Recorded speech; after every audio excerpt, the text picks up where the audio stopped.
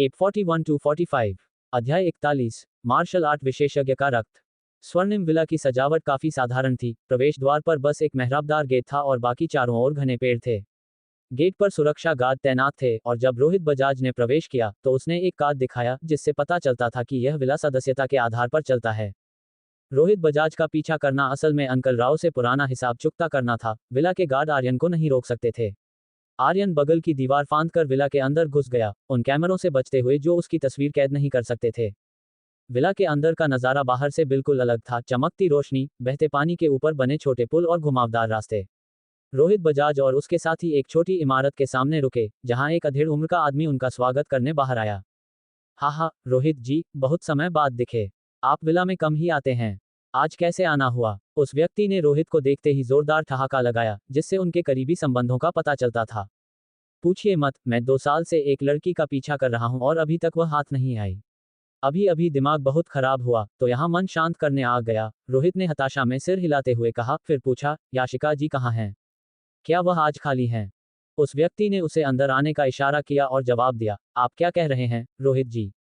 आपके आते ही वह हाजिर हो जाएंगी। आपसे मुकाबला करने की हिम्मत भला कौन करेगा? एक पेड़ के पीछे छिपे आर्यन ने तिरस्कार से सोचा, एक लड़की की तलाश हूं। ऐसा लगता था कि अवनी के सामने रोहित का वह शरीफ अंदाज सिर्फ एक नाटक था। अंदर जाने के थोड़ी देर बाद ही वे बाहर आ गए। रोहित के साथ जो महिला बाहर आई वह बहुत सुंदर थी, लेकिन हैरान करने वाली बात यह थी कि उस ग्लैमरस चेहरे पर मासूमियत झलक रही थी। आर्यन को वह चेहरा कुछ जाना पहचाना लगा, जैसे उसने उसे कहीं देखा हो। थोड़ी देर बाद उसे याद आया, वह एक टीवी सीरियल में काम करती थी और उस समय की एक छोटी हस्ती थी। तब आर्यन और उसके दोस्त लकी को वह बहुत मासूम लगती थी। ये सोचना अजीब था कि अब वह एक अमीर आदमी की पसंद बन गई है। आर्यन ने सोचा कि अगर लकी को ये सच पता चला तो उसका क्या हाल होगा। अंकल राव, हमेशा की तरह मैं पीछे की तरफ जा रहा हूँ। आपको मेरे पीछे आने की जरूरत नहीं है। आप अपना देख लीजिए, रोहित ने अंकल राव से कहा और उस अधेड़ व्यक्ति के साथ विला के पिछले हिस्से की ओर चल दिया। अंकल राव और दूसरे साथी ने एक दूसरे को ऐसी नजर से देखा जिसका मतलब कोई भी समझ सकता था। उनसे अलग होने के बाद अंकल राव एक परिचित रास्ते पर चल पड़ा और जल्द ही एक और लकड़ी की इमारत के पास पहुंच गया। अंकल राव का पीछा करते हुए आर्यन थोड़ा उलझन में था। वह आदमी करीब 50 साल का था, क्या यहाँ उसकी भी कोई जान पहचान वाली थी?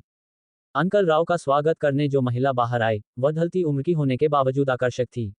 अंकल राव ने उसे अपनी बाहों में लिया और हंसते मजाक करते हुए अंदर जाने लगा, जिसे देखकर आर्यन को घिन आने लगी। धत, मैं यह और नहीं देख सकता, अब तुम्हारा काम तमाम करने का समय आ गया है। आर्यन ने मन ही मन कोसा और एक साई की तरह उनके पीछे प्रकट हुआ। उसने महिला की गर्दन पर हल्का सा वार किया और वह बेहोश होकर जमीन पर गिर पड़ी। स्थिति इतनी तेजी से बदली कि अंकल राव को संभलने का मौका ही नहीं मिला और आर्यन ने उसकी गर्दन दबोच ली। घबराकर उसने पलटकर मुक्का मारने की कोशिश की, लेकिन आर्यन ने उसकी रीढ़ पर एक जोरदार झटका दिया, जिससे अंकल राव का शरीर सुन्न होकर गिर पड़ा, हालांकि वह होश में था। अंकल राव को घसीटते हुए आर्यन एक छोटे से बगीचे की ओर ले गया। अंधेरा हो चुका था और पेड़ों के बीच उन्हें कोई नहीं देख सकता था। नमस्ते अंकल राव, हम फिर मिल गए, याद हूं मैं? आर्यन ने उसे जमीन पर पटकते हुए मजाक में कहा। तुम आर्यन हो? अंकल राव ने बोलने की कोशिश की, उसकी आवाज लड़खड़ा रही थी। ये हमला क्यों? तुम क्या चाहते हो? हमला? क्या मुझे तुम जैसे के लिए हमले की जरूरत है? रही बात पकड़ने की, तो तुम अच्छी तरह जानते हो क्यों, और जल्द ही सब कुछ साफ हो जाएगा, आर्यन उकड़ू बैठकर तिरस्कार से बोला। पिछली बार अंकल राव ही आर्यन के खिलाफ साजिश रचने वाले मुख्य लोगों में से था, यहां तक कि उसने आर्यन की शक्ति कम करने वाली दवा का इंतजाम भी किया था। अगर आर्यन ने उनकी बातें न सुनी होती और वह एक साधारण इंसान होता तो वह कब का बर्बाद हो चुका होता। अंकल राव ने नजरें चुराने की कोशिश की और मासूम बनते हुए कहा, आर्यन, मुझे नहीं पता तुम क्या कह रहे हो। मुझे जाने दो, मैं बजाज परिवार का खास आदमी हूँ। अगर मुझे कुछ हुआ तो वे तुम्हें छोड़ेंगे नहीं। मरने की कगार पर भी इतना घमंड, यहाँ तक कि बजाज परिवार के नाम से डराने की कोशिश। आर्यन ने अपनी जेब से एक अंगूठी निकाली और अंकल राव के सामने लहराते हुए मजाक में कहा, पहचानते हो यह क्या है? अंगूठी? ये तुम्हारे पास कैसे? अंकल राव के शब्द बीच में ही रुक गए, उसने तुरंत अपना मुंह बंद कर लिया। हे बोलो, रुक क्यों गए? अगर तुम नहीं बताओगे तो शायद मुझे खुद ही आजमा कर देखना पड़ेगा कि यह अंगूठी किस काम आती है। आर्यन ने खतरनाक अंदाज में हंसते हुए अंगूठी को अंकल राव के माथे के पास लाया, जिससे वह थर-थर कांपने लगा। मैं बताऊंगा, मैं सब बताऊंगा। अंकल राव के माथे पर पसीने की बूंदें चमकने लगी। ये सब छोटे मालिक का आइडिया था। उन्होंने कहा था कि तुमने उन्हें नाराज किया है, वे तुम्हें अपन बनाना चाहते थे ताकि तुम न जी सको और न मर सको। कितना क्रूर विचार है। आर्यन की आंखें सिकुड़ गईं, उनमें एक खतरनाक चमक कौंध गई। वाकई, किसी मार्शल आर्टिस्ट की शक्ति छीन लेना उसे जीते जी मारने जैसा है। तुम आज खन्ना परिवार की हवेली पर क्यों गए थे? आर्यन ने फिर पूछा। ये सुनते ही अंकल राव की आंखों में एक अजीब सी झलक आई, जिसे उसने छुपाने की कोशिश की। हालांकि उसने बहुत सफाई से इसे ढका, लेकिन वह आर्यन की तेज नजरों से बच नहीं सका। बड़े मालिक ने कच्चे जेड पत्थरों को पहुंचाने में मदद की थी। असल में उनका मकसद अवनी खन्ना के करीब जाना था, अंकल राव ने कहा। उसकी आंखें आर्यन से मिलने की हिम्मत नहीं कर पा रही थीं। अंकल राव की बातों में कुछ गड़बड़ थी। उसकी पिछली झेप को याद करते हुए आर्यन को लगा कि कुछ तो छुपाया जा रहा है। अवनी खन्ना का पीछा करना कोई राज की बात नहीं थी, तो फिर वह इतना घबरा क्यों रहा था? सच में, तुम्हें सच बोलने का आखिरी मौका दे रहा हूं। आर्यन ने धमकी दी और अंगूठी को अंकल राव के माथे के पास घुमाया, जिससे वह और जोर से कांपने लगा। एक मार्शल आर्टिस्ट होने के नाते उसे अपनी आंतरिक शक्ति खोने का सबसे बड़ा डर था। अंकल राव काफी देर तक हिचकिचाया और फिर हकलाते हुए बोला, बजाज परिवार खन्ना परिवार के खिलाफ एक बड़ी साजिश रच रहा है, लेकिन मुझे पूरी जानकारी नहीं है। केवल परिवार के खास सदस्यों को ही इसके बारे में पता है। चूंकि वह सिर्फ एक कर्मचारी था, अंकल राव को मुख्य योजना का हिस्सा नहीं बनाया गया था। बजाज परिवार क्या योजना बना रहा था, और क्या इसका अनन्या के अपहरण की कोशिश से कोई संबंध था, यह आर्यन तुरंत समझ नहीं पाया। वैसे भी, अवनी जैसी दबंग महिला, जो पहली मुलाकात में ही लड़ने लगी थी, खन्ना परिवार के मामलों को खुद संभाले। आर्यन ने चिढ़कर सोचा, मुझे क्या परवाह। उसने अंगूठी वापस जेब में रखी। जैसे ही अंकल राव ने राहत की सांस ली, आर्यन ने उसे दबोच लिया। उसके होठों पर एक ठंडी मुस्कान आई और अंकल राव की डरी हुई आंखों के सामने आर्यन के जोबी दांत बाहर निकल आए और उसकी गर्दन में धंस गए। एक मार्शल आर्टिस्ट का रक्त, क्या इसका स्वाद कुछ अलग होगा? अध्याय 42, शक्तियों का विकास। खौलता हुआ खून शरीर के भीतर समा गया, जिसे आर्यन ने पूरी तरह सोख लिया। इस बार रक्त के साथ एक अजीब सी ऊर्जा आई थी, जिसका एहसास आर्यन को मदहोश कर देने वाला था। तुम एक ज़ोंबी हो। अंकल राव के ये आखिरी शब्द थे, और इसके बाद उसकी सांसें हमेशा के लिए थम गईं। बेशक मैं ज़ोंबी हूं, वरना मैं तुम पर शक्ति कम करने वाली दवा क्यों बर्बाद करता? आर्यन ने अपने होठों के कोने पर लगी खून की एक बूंद को चाटते हुए कहा। अभी उसने बात खत्म ही की थी कि उसके शरीर के भीतर समाये रक्त से अचानक एक जबरदस्त ऊर्जा पैदा हुई। वह ऊर्जा बेहद शुद्ध लेकिन बहुत ही निराली थी। ऐसा लग रहा था मानो उसमें चांदनी का अर्क घुला हो, पर सिर्फ इतना ही नहीं, उसमें सूरज की तपिश का भी एहसास था। सूर्य और चंद्र का सार। आर्यन के दिमाग में एक शब्द कौंधा। ये वह अद्भुत ऊर्जा थी जिसे अंकल राव ने सालों की कठिन तपस्या और साधना से संचित किया था। एक ज़ोंबी होने के नाते आर्यन अब तक केवल चंद्रमा की किरणों यानी चांदनी से ऊर्जा सोख पाता था। अगर चंद्रमा का सार होता है, तो सूर्य का भी होता होगा, लेकिन ज़ोंबी सूरज की रोशनी बर्दाश्त नहीं कर सकते। पर अब जब अंकल राव ने सूर्य और चंद्र दोनों की ऊर्जा को परिष्कृत कर लिया था, तो आर्यन उसे आसानी से सोखने में सक्षम हो गया था। जैसे ही यह ऊर्जा उसके रोम रोम में फैली, आर्यन की हर कोशिका इसे पागलों की तरह सोखने लगी। उसकी आंखों में एक नीली चमक उभरी, और जैसे जैसे ऊर्जा बढ़ती गई, उसकी पुतलियों का नीला रंग और गहरा होता गया। यदि उसे काटने वाली वह महिला ज़ोंबी यहाँ होती, तो वह पहचान जाती कि उसके ज़ोंबी शरीर की शक्तियां विकसित हो रही हैं। अंत में, चांदनी में नहाए हुए आर्यन की पुतलियां समुद्र जैसी गहरी नीली हो गईं। अपनी मुट्ठियां भींचते हुए उसने एक लंबी और गहरी सांस ली, जिससे आसपास की सारी चांदनी उसके भीतर समा गई। अचानक, आर्यन का पूरा शरीर सिहर उठा और उसकी आंखों के सामने एक अजीब नजारा आया। जैसे किसी जादुई अवस्था में, आर्यन की नजर घने जंगलों को चीरती हुई विला के बाहर की हलचल देखने लगी। प्रवेश द्वार पर सुरक्षा गार्ड तैनात थे। कोई अंदर आता, तो गार्ड उनके द्वारा दिखाए गए कार्ड की जांच करते। कार्ड सुनहरे रंग का था और आर्यन उस पर खुदे हुए स्वर्णिम विला शब्द साफ देख सकता था। थोड़ा और ध्यान लगाने पर उसकी नजर आगंतुक के कपड़ों के पार चली गई, जिससे उसकी जेब में रखा काला वॉलेट दिखने लगा। उसके भीतर 100 के नोटों की गड्डी और बैंक कार्ड आर्यन की आंखों के सामने बिल्कुल साफ थे। यही नहीं, आर्यन के कानों में गार्ड के विनम्र शब्द भी सुनाई दिए, स्वागत है। क्या ये सच है? सुपर एक्स-रे विशन और सुनने की अद्भुत शक्ति। आर्यन को याद आया कि जब पहली बार उसकी ये शक्तियां जागी थीं, तब उनकी सीमा बहुत कम थी। लेकिन अब, वह इतनी दूर तक देख पा रहा था। विला का क्षेत्र बहुत विशाल था और आर्यन मुख्य गेट से कम 800-900 मीटर दूर था। इतनी दूरी से सब कुछ देख लेना किसी के लिए भी एक खतरनाक हथियार हो सकता था, आर्यन ने शरारती अंदाज में सोचा। पता नहीं रोहित बजाज क्या कर रहा है।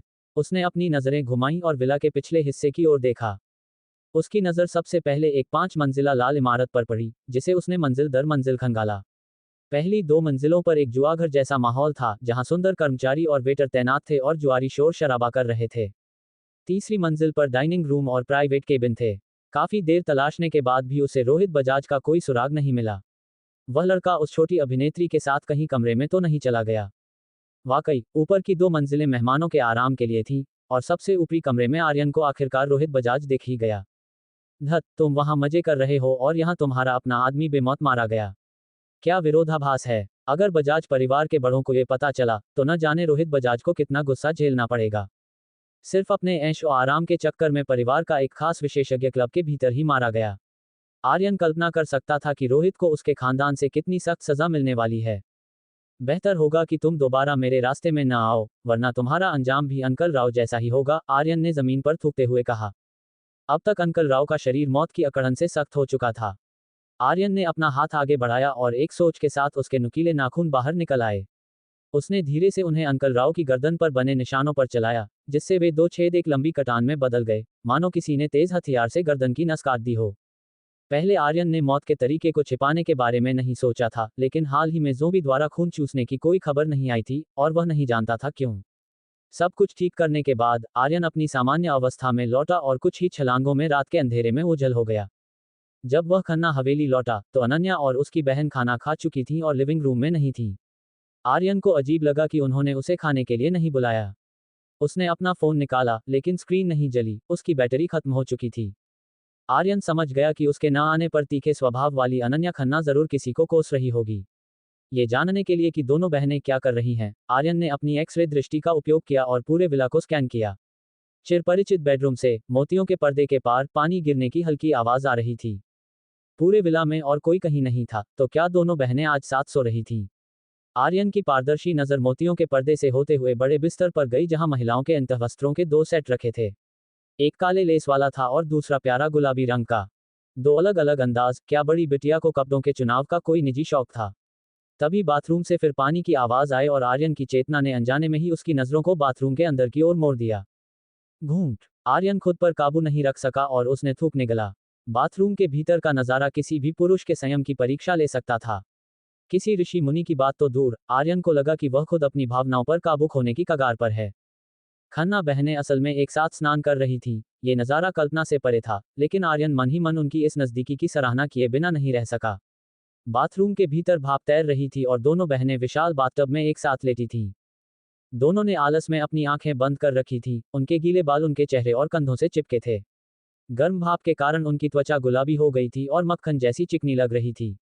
दुर्भाग्य से बाकी हिस्सा पानी के नीचे छिपा था, केवल उनकी गर्दन और कोमल कंधे ही दिखाई दे रहे थे। अपनी शक्तियों का इस्तेमाल जारी रखे या नहीं, आर्यन का ज़मीर उससे लड़ रहा था। आखिर वे उसकी मालकिन थीं। उन्होंने उसे वेतन दिया था, इसलिए इस तरह जासूसी करना थोड़ा गलत लग रहा था।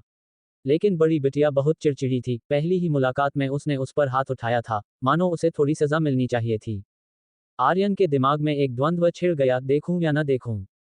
जब उसके मन में ये बहस चल रही थी, तभी अचानक अवनी खन्ना ने अपनी आंखें खोली और तेजी से अपनी नजर आर्यन की दिशा में घुमाई। उसकी पुतलियों में एक तीखी चमक कौंधी। अध्याय 43। कोई भूत। क्या मैं पकड़ा गया? आर्यन ने अपराधी भाव से अपनी नजरें हटा लीं। वह जानता था कि इस तरह ताक झांक करना कोई गर्व की बात नहीं थी। हालांकि उसने बहुत कुछ नहीं देखा था, फिर भी यह ऐसी बात नहीं थी जिसे शान से स्वीकार किया जा सके। कल ही अवनी खन्ना के कपड़ों पर एक नजर डालने की वजह से उसे थप्पड़ खाना पड़ा था। अगर इस बार उसकी यह हिमाकत पकड़ी गई तो वह पक्का उससे भिड़ जाएगी। आर्यन कुछ देर हॉल में इंतजार करता रहा, लेकिन जब अवनी के नीचे आने का कोई संकेत नहीं मिला तो उसने सिर हिलाया और अपने कमरे में वापस चला गया। बाथरूम में अवनी की हलचल से अनन्या की नींद खुली, जिसने अपनी बहन की ओर उलझन से देखा और कहा, दीदी, क्या हुआ? कोई बात है क्या? अवनी ने तुरंत अपनी बहन की बात का जवाब नहीं दिया, बल्कि एक बार फिर चारों ओर देखा। जब उसे कुछ भी असामान्य नहीं मिला तो उसके चेहरे पर उलझन के भाव आ गए। क्या किसी ने हमें नहाते हुए देखा? अवनी ने अनिश्चित स्वर में कहा। अनन्या चौंक गई और उसके मुंह से एक हल्की चीख निकल गई। उसने जल्दी से अपनी बाहें अपने शरीर के चारों ओर लपेट लीं और पानी में और नीचे धंस गई, जिससे केवल उसका सिर सतह के ऊपर दिख रहा था। अनन्या अपनी बहन की काबिलियत से अच्छी तरह वाकिफ थी। अवनी ने अपने गुरु से पूरी शिक्षा ली थी, उसकी ताकत जबरदस्त थी और उसकी महसूस करने की क्षमता साधारण लोगों से कहीं बढ़कर थी। कुछ नहीं, शायद ये सिर्फ मेरा वहम था। अवनी ने बाथटब के पानी को हिलाया, अपना गोरा हाथ ऊपर उठाया और अनन्या के उन बालों को पीछे किया जो पानी में गिर गए थे। शुक्र है। अनन्या ने एक लंबी सांस ली और फिर जैसे ही उसे कुछ याद आया, उसके गाल शर्म से लाल हो गए, जिससे उसकी पहले से ही गुलाबी त्वचा और भी आकर्षक लगने लगी। उसने फुसफुसाते हुए कहा, कहीं वह आर्यन तो नहीं था? ये याद करते हुए कि जब आर्यन ने उसे सजा दी थी तब वह कितना निडर था, यह मुमकिन लग रहा था कि वह ताक झांक भी कर सकता है। ये सोचकर कि आर्यन उसे कहीं से नहाते हुए देख रहा होगा, अनन्या का दिल किसी डरी हुई हिरनी की तरह धड़कने लगा। हालांकि जैसे ही आर्यन का नाम आया, अवनी को बिना किसी वजह के गुस्सा आ गया। उसने माथे पर बल डालते हुए कड़वाहट से कहा, उसमें इतनी हिम्मत नहीं है। अगर वह कमरे के पास भी आता तो मुझे बहुत पहले ही पता चल जाता। वह लौटने के बाद से ही कहीं चला गया है, उसने रात का खाना भी नहीं खाया, पता नहीं कहाँ गया होगा। अनन्या ने मन ही मन सोचा। दूसरी मंजिल पर आर्यन के बेडरूम में उसने नहाने के लिए कपड़े उतारे ही थे कि उसकी नाक में खुजली हुई और उसे एक जोरदार छींक आई। कौन मुझे याद कर रहा है? आर्यन ने सोचा, यह महसूस करते हुए कि उसका कोई परिवार तो है नहीं। गर्म पानी से नहाने के बाद आर्यन अपनी आदत के अनुसार बाथरूम से बाहर निकला। जैसे ही वह बिस्तर पर रखे तौलिए को उठाने वाला था, उसे अचानक कमरे में कुछ अजीब सा महसूस हुआ। चांदनी की रोशनी में बाहर खिड़की से कमरे के अंदर एक लंबी परछाई पड़ रही थी। धत तेरे की, तुम इंसान हो या भूत? हालांकि आर्यन खुद एक ज़ोंबी बन चुका था, फिर भी उसके विचार एक सामान्य इंसान जैसे ही थे। अगर कोई उसकी अमानवीय इंद्रियों को चकमा देकर करीब आ सकता था, तो क्या वह इंसान कहलाने लायक था? जो कोई भी कमरे के बाहर बालकनी पर इतनी खामोशी से प्रकट हो सकता था, उसके भूत होने की 90% संभावना थी, इसीलिए आर्यन शुरू में थोड़ा डर गया था। खिड़की के बाहर की परछाई ने आर्यन के सवाल का कोई जवाब नहीं दिया और बालकनी पर बेजान खड़ी रही। खिड़की की सलाखों की वजह से नज़ारा थोड़ा धुंधला था, आर्यन बस इतना देख पा रहा था कि वह आकृति किसी कोमल और सुंदर स्त्री जैसी थी। रात के समय किसी सुंदर स्त्री का साया। होश संभालने के बाद आर्यन शांत हुआ और उसके मन में एक डरावना लेकिन दिलचस्प विचार आया। पुरानी कहानियों में सुना था कि रात में पढ़ने वाले विद्वानों से मिलने सुंदर परियां या रूहें आती थीं। यह विचार आर्यन को काफी रोमांचक लगा। ज़ोंबी और रूह, क्या बढ़िया मेल होगा, आर्यन ने अपनी ठुड्डी सहलाते हुए सोचा, ये भूलकर कि वह अभी भी बिना कपड़ों के है। जब वह ये सोच ही रहा था, बाहर खड़ी उस आकृति में हलचल हुई। एक पीले हाथ ने पहले खिड़की की सलाखों को पकड़ा और फिर एक पैर अंदर की ओर बढ़ा। जब वह पूरी तरह अंदर आ गई, तो आर्यन को आखिरकार उसका चेहरा साफ दिखाई दिया। साफ आंखें, थोड़ी उठी हुई नाक और कमर तक लहराते काले बाल, वह और कोई नहीं बल्कि जिया थी। जिया, तुम इतनी रात को मेरे कमरे में क्या कर रही हो? आर्यन की आंखें हैरानी से फटी रह गईं। हालांकि इस वक्त जिया का चेहरा सामान्य नहीं लग रहा था, उसके गाल जो आमतौर पर गुलाबी रहते थे, अब सफेद पड़ चुके थे, बाल बिखरे हुए थे, जिसकी वजह से वह वाकई किसी रूह जैसी दिख रही थी। तुम निर्लज, पहले कपड़े पहनो। जिया के पीले पड़ चुके चेहरे पर हल्की सी लाली छा गई और उसने अपना सिर दूसरी तरफ घुमा लिया, उसकी आवाज में कमजोरी थी। ओह, ठीक है। आर्यन ने तुरंत कपड़े पहने, मन ही मन ये सोचते हुए कि इस बार जिया ने उसे इस हालत में देख लिया है, उसे हिसाब बराबर करने का मौका ढूंढना होगा। अभी उसने अपनी पैंट पहनी ही थी और शर्ट पहनने वाला ही था कि जिया के मुंह से एक हल्की कराह निकली और वह जमीन पर ढहने लगी। अपनी शर्ट की परवाह किए बिना आर्यन पलक झपकते ही उसके सामने पहुंचा और उसे अपनी बाहों में थाम लिया। जिया का शरीर बेजान सा हो रहा था और उसके शरीर से एक भीनी सी खुशबू आ रही थी। इस वक्त आर्यन ने उसे सहारा देकर अपने सीने से लगा रखा था। क्या तुम जख्मी हो? आर्यन ने उसे थामे हुए ऊपर से नीचे तक देखा, लेकिन उसे शरीर पर कोई चोट नजर नहीं आई। मुझे छोड़ो। जिया को महसूस हुआ कि वह आर्यन की बाहों में है। उसने उसके कंधों को धक्का देकर विरोध करने की कोशिश की, लेकिन उसमें बिल्कुल भी ताकत नहीं बची थी। हिलो मत। आर्यन की भौहें तन गईं और उसने रौबदार आवाज में हुक्म दिया। जिया, जिसने हमेशा हंसने मजाक करने वाले आर्यन को देखा था, उसे इतना गंभीर और दबंग देखकर ठिठक गई। उसे अपने दिल में सुरक्षा का एक अनजाना एहसास होने लगा। ये देखकर कि उसने संघर्ष करना बंद कर दिया है, आर्यन उसे बिस्तर तक ले गया और धीरे से लेटा दिया, लेकिन जैसे ही उसका हाथ उसकी पीठ को छुआ, जिया के माथे पर बल पड़ गए, जैसे वह दर्द में हो। आखिर तुम्हारे साथ हुआ क्या है? क्या तुम जख्मी हो? आर्यन ने सीधे खड़े होकर उसकी ओर देखा। जिया ने हिचकिचाते हुए कहा, इसकी चिंता मत करो, मुझे बस थोड़ी चोट लगी है। मुझे लगा कि यह शहर सबसे सुरक्षित जगह है, इसीलिए मैं यहाँ भाग कर आई। बुरा नहीं है, लड़की जानती है कि यह सबसे सुरक्षित जगह है। आर्यन ने मुस्कुराते हुए कहा, नजर तो पारखी है तुम्हारी, लेकिन क्या तुम्हें डर नहीं लगा कि रात के अंधेरे में एक खूबसूरत लड़की को अकेला पाकर मेरे मन में कोई गलत विचार आ सकता है?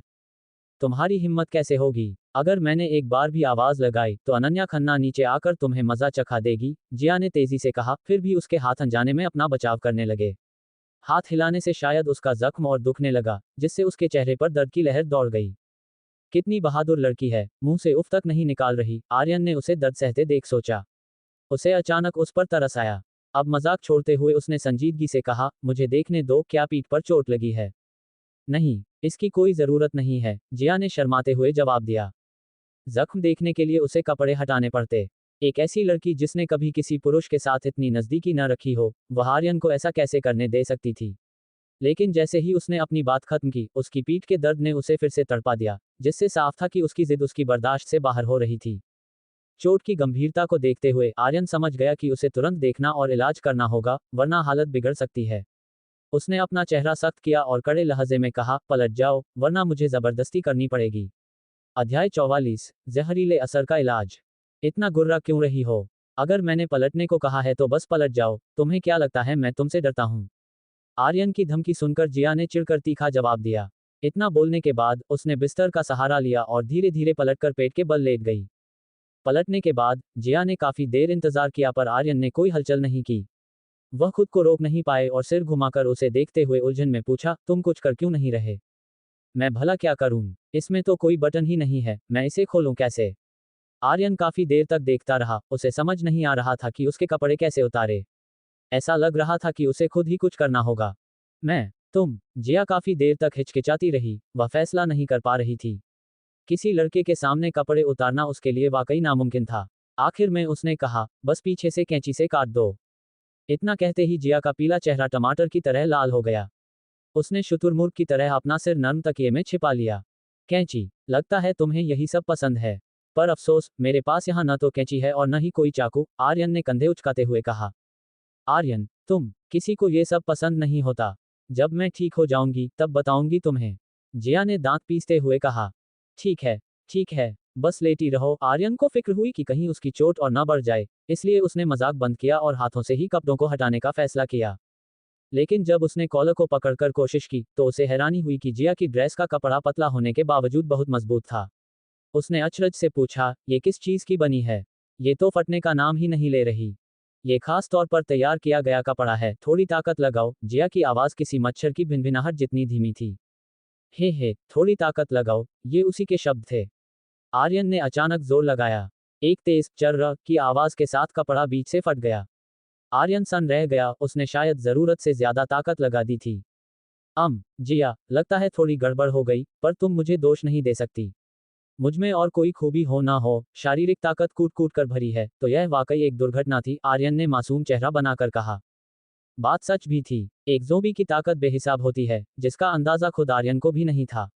इसलिए चाहे कपड़ा कितना भी खास हो, वह उसके लिए किसी कागज से ज्यादा कुछ नहीं था। जब जिया ने कपड़ा फटने की आवाज सुनी, तो उसे अपनी पूरी पीठ पर ठंडक महसूस हुई। वह समझ गई कि आर्यन ने उसकी ड्रेस पूरी तरह खोल दी है। उसने अपना होंठ काट लिया, पर पलटने की हिम्मत नहीं की, क्योंकि अगर वह पलटती तो उसकी गरिमा को ठेस पहुंचती। जख्म कैसा है? जिया आखिर कोई साधारण लड़की नहीं थी। उसने खुद को संभाला और कमजोर आवाज में पूछा। वह पहले ही जख्मी थी और आर्यन की हरकतों ने उसे और भी कमजोर महसूस करा दिया था। उसके सवाल ने आर्यन को हकीकत में वापस ला दिया। उसकी नजर ऊपर गई और जब उसने जिया की पीठ पर एक बड़ा काला नीला निशान देखा तो उसके दिल की सारी हलचल शांत हो गई। वह लड़की इतना दर्द सह रही थी और उस पर इतना भरोसा कर रही थी। ये देख आर्यन के मन में सहानुभूति जाग उठी। उसने बिस्तर से एक चादर उठाए और जख्म के नीचे के हिस्से को ढक दिया। आर्यन के पास और कोई चारा नहीं था, अगर वह ऐसा नहीं करता तो वह इलाज पर ध्यान नहीं दे पाता। जैसे ही चादर उसकी पीठ पर रखी गई, जिया को गर्माहट महसूस हुई।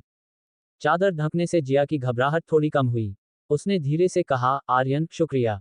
शुक्रिया किस लिए? आर्यन ने गर्म पानी का बर्तन लाते हुए और हाथ धोते हुए पूछा। इसलिए कि तुमने मौके का फायदा नहीं उठाया, जिया ने कहा। आर्यन ने एक फीकी हंसी हंसी और ईमानदारी से जवाब दिया, तुम्हें क्या लगता है, मेरा मन नहीं किया होगा? तुम जैसी सुंदर लड़की को देखकर किसका मन नहीं डोलेगा? पर मैं एक शरीफ आदमी हूं, मेरा ज़मीर ऐसा करने की इजाज़त नहीं देता। और वैसे भी, मुझे डर है कि ठीक होने के बाद तुम मुझे पीट दोगी। तुम शरीफ तो बिल्कुल नहीं हो। मेरी पीठ का जख्म बहुत भद्दा लग रहा है ना? ये बिल्कुल अच्छा नहीं है, जिया ने बेचैनी से कहा। हर लड़की अपनी खूबसूरती की परवाह करती है, खासकर जिया जैसी सुंदर लड़की। उसकी त्वचा पहले बहुत साफ थी, लेकिन अब एक बड़ा हिस्सा काला पड़ चुका था, और काली धारियां मकड़ी के जाले की तरह फैल रही थीं, मानो वे उसे निगलने वाली हों। आर्यन ने उसकी बात का जवाब देने के बजाय उलझन में माथे पर बल डालते हुए कहा, यह कोई मामूली चोट नहीं है, क्या हुआ था? क्या ये कोई जहर है? पर ये तो बहुत तेजी से फैल रहा है। लगता है तुम्हें समझ है। अगर मैं कहूं कि यह मुर्दा जहर, कॉप्स पॉइजन है, तो क्या तुम मानोगे? जिया ने उसकी ओर मुड़कर देखा। मुर्दा जहर? क्या ये वही पौराणिक जहर है? आर्यन खुद एक ज़ोंबी था, पर उसने ऐसा कुछ नहीं देखा था। उसने कुरेदा, यह जहर क्या किसी ज़ोंबी का है? नहीं, यह एक जिंदा लाश, लिविंग कॉप्स का है। तुम्हें क्यों लगा कि यह ज़ोंबी का है? क्या तुमने कभी किसी को देखा है? जिया ने उसे उत्सुकता से देखा और कहा, ज़ोंबी और जिंदा लाश अलग होते हैं। ज़ोंबी इंसान से अलग एक तरह का जीव है, जबकि जिंदा लाशें बेजान होती हैं, जिनमें कोई चेतना नहीं होती। ज़ोंबी तो तुम्हारे सामने ही खड़ा है, मैंने कैसे नहीं देखा होगा? आर्यन को ज़ोंबी के बारे में उसका नजरिया दिलचस्प लगा, एक अलग जीव, यह एक नया विचार था। लेकिन अभी चर्चा का समय नहीं था। जान बचाना ज्यादा जरूरी था। मैंने थोड़ा बहुत इलाज सीखा है और मैं इस जहर को निकालने में तुम्हारी मदद कर सकता हूँ। इसमें बहुत दर्द होगा, तो अगर बर्दाश्त न हो, तो मेरे तकिए को दांतों से दबा लेना। आर्यन ने एक पुराना ब्लेड निकालते हुए कहा जिसे उसने काफी समय पहले खरीदा था। मैं एक जिंदा लाश के जहर की चपेट में आई हूं और तुम्हें हैरानी नहीं हुई? आम लोग इन चीजों को नहीं समझ पाते, जिया ने उसे गौर से देखते हुए कहा। ब्लेड को आग से साफ करते हुए आर्यन बोला, तुम बहुत पहले से जानती हो कि मैं कोई आम इंसान नहीं हूं। मैंने तुम्हारी कल्पना से कहीं ज्यादा चीजें देखी हैं। अब बताओ, तुम्हारा पाला उस चीज से कैसे पड़ा? तुम्हें खून चूसने वाले वैम्पायर्स के बारे में पता है? आर्यन के हाँ कहने पर जिया ने आगे बताया, मैं एक वैम्पायर से लड़ रही थी, तभी उसके बनाए हुए एक जिंदा लाश ने मुझ पर पीछे से हमला कर दिया। इसी वजह से मेरी यह हालत हुई। इस दुनिया में वाकई वैम्पायर्स भी हैं। आर्यन एक पल के लिए चौंक गया, पर फिर उसने सोचा, वह खुद एक ज़ोंबी है, तो इसमें हैरान होने वाली क्या बात है? वैम्पायर्स, मुझे हैरानी है, क्या वे वाकई फिल्मों की तरह इतने सुंदर होते हैं? उसने सहजता से पूछा। लेकिन तफसील बाद में जानी जा सकती थी। आर्यन ने अपना पूरा ध्यान केंद्रित किया और अपनी नजरों से जिया के जख्म के अंदर झांका। उसकी पीठ का प्रभावित हिस्सा काला पड़ चुका था और मांसपेशियों और नसों के बीच एक काला पदार्थ जम गया था। वह काला पदार्थ मानो जिंदा था और लगातार बाहर की ओर फैल रहा था। यह जहर वाकई अजीब था। कोई और डॉक्टर होता तो चकरा जाता, पर उनका पाला मुझ जैसे असली ज़ोंबी से नहीं पड़ा था। आर्यन ने मन ही मन सोचा। उसने ब्लेड लिया और सबसे गहरे काले हिस्से पर दो छोटे कट लगाए। तुरंत काले खून की एक धार बह निकली। जिया ने दर्द के मारे तकिए को कसकर जकड़ लिया, उसका शरीर कांपने लगा और उसके चेहरे पर पसीने की बूंदें उभर आईं। अध्याय 45। एक और सुंदरी। क्या तुम अब भी इसे बर्दाश्त कर सकती हो? आर्यन ने चिंता के साथ पूछा। दर्द की वजह से जिया के शरीर पर पसीने की बारीक बूंदें उभर आई थीं। हालांकि वह एक ज़ोंबी था, लेकिन आर्यन को उसके काले खून के प्रति कोई आकर्षण महसूस नहीं हो रहा था। उसने तकिए को अपने मुंह से छोड़ा, कुछ गहरी सांसें लीं और फिर कमजोर आवाज में कहा, मैं ठीक हूं, तुम बस करते रहो। अगर यह काला खून समय पर नहीं निकाला गया, तो मैं एक मुर्दा लाश में बदल जाऊंगी, और तुम्हें अंदाजा नहीं है कि एक मुर्दा लाश कितनी बदसूरत हो सकती है। आर्यन उसकी बात सुनकर वाकई हैरान रह गया। वह सिर्फ इसलिए इलाज करा रही थी ताकि वह एक बदसूरत मुर्दा लाश ना बन जाए। क्या इसका मतलब यह था कि अगर मुर्दा लाश दिखने में अच्छी होती, तो उसे इलाज की जरूरत नहीं पड़ती? आर्यन ने देखा कि उसके बाल, जो आमतौर पर बहुत सुंदर और व्यवस्थित रहते थे, अब पसीने से भीगकर उसके चेहरे पर चिपके हुए थे, जिससे वह पहचानी भी नहीं जा रही थी। उसने एक तौलिए को दो टुकड़ों में फाड़ा और एक टुकड़े का इस्तेमाल उसकी पीठ से काला खून सोखने के लिए किया। हालांकि काले खून का केवल एक छोटा हिस्सा ही अपने आप बाहर निकला, ये काफी नहीं था। आर्यन ने जल्दी से काले घेरे के आसपास मालिश करना और दबाव डालना शुरू किया ताकि बाकी का काला खून भी बाहर निकाला जा सके।